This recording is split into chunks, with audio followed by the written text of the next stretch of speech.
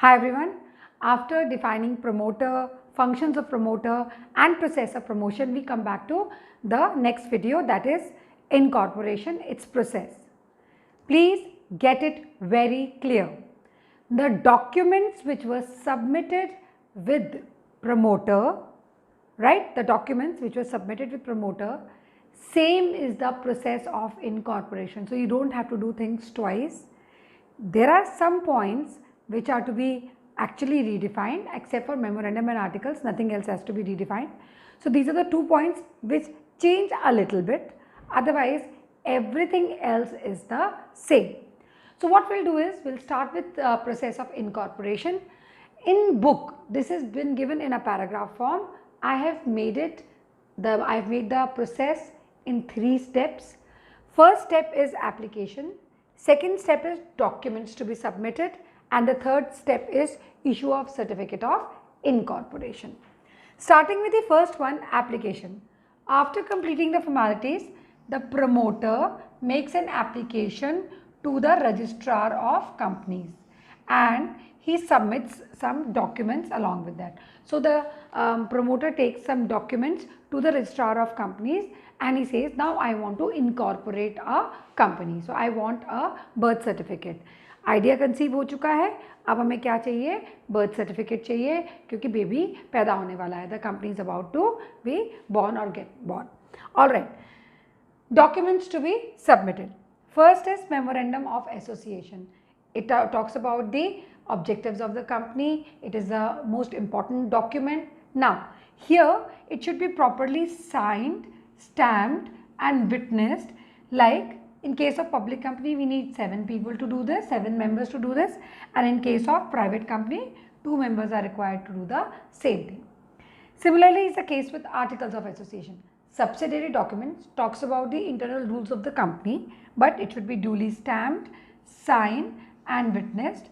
Of course, a company may adopt table A or F if it wants, but in case it adopts table A or F, then it is a model set of articles of association. Company does not have, they don't have to prepare their own articles of association, and also they do not have to issue a prospectus. Instead of that, what they issue is a statement in lieu of prospectus, which is not so much required to write out here, but I am just giving it as a detail to you. So now we adopt table F. Initially it was table A, which I have already discussed in the terminology. Next comes written consent. Written consent of whom? Consent means yes.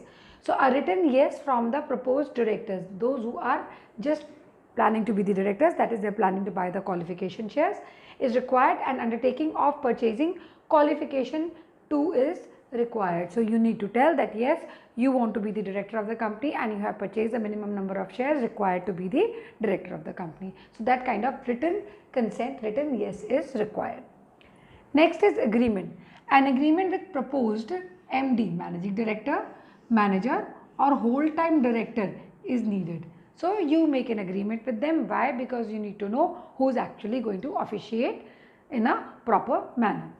Next, the name of the company. If you remember, when we did promoter, role of promoter, or when we did the functions of promoter, we talked about name approval, 3 set of names. Similarly, here we are going to talk about the same. A copy of registrar's approval of name of the company is needed. So the name approval given by the registrar to the promoter at the time of promotion is what name approval document you need here also. Next is statutory declaration. Statutory declaration means legal declaration that all legal formalities have been complied with. You fulfilled all the legal formalities. So it's a legal affirmation. Affirmation means yes, that all formalities have been complied or completed. पूरी सारी की सारी आपने complied भी लिख सकते हैं हम यहाँ पर, complied with, or they are finished. Address. A notice about exact address along with documents is to be submitted. Yes, you have to submit the detail of the address, or otherwise once you get the certificate of incorporation, within 30 days you have to get the address of the registered office where your office is situated, in the place where your office is situated. This is mandatory. So in case if you don't have address detail right now, you can give it after 30 days also, but then it has to be submitted in any case. Fee. Document evidence of the fee payment, that you have made the complete fee payment at the time of promotion. When you were doing promotion, the promoters pay the required fee so that the complete documentation is there when, at the time of incorporation. Now, the last step is issue of certificate of incorporation. Now, registrar, what does he do? He sees the documents. All documents are checked by him. He checks all the documents and he just evaluates every document, and once he is satisfied, then he issues a certificate of incorporation. Certificate of incorporation is a birth certificate of the company. It is conclusive evidence that there is a legal company now born on this day. It is conclusive evidence of the existence of the company. So, checks the statutory requirements. Statutory again means the legal requirements.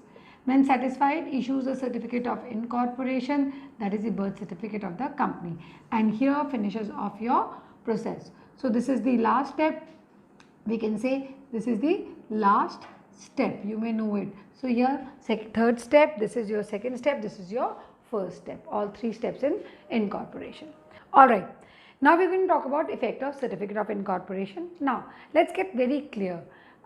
Once a certificate of incorporation is issued, we cannot change it, because as per the documentation out here, the registrar is satisfied with everything.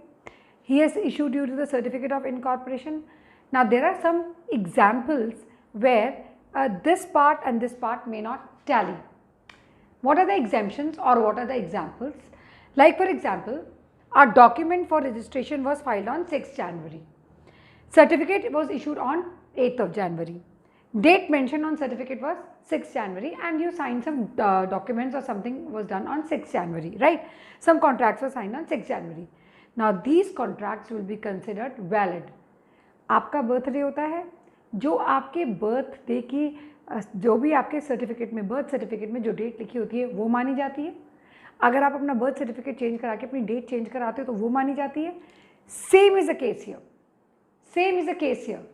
Whatever is there on your birth certificate becomes your birthday. Whatever is there on the birth certificate of company becomes its birthday. So, जो भी contract, whatever contracts you've signed before, जो आपने पहले sign करवाए हुए हैं, वो valid होंगे. चाहे आपने जो है फाइल 6 को करी थी, सर्टिफिकेट आपको 8 को मिला, लेकिन सर्टिफिकेट में गलती हो गई, वहाँ पर उन्होंने 6 लिख दिया, तो कॉन्ट्रैक्ट जो 6 को हुए होंगे वो सारे के सारे वैलिड होंगे.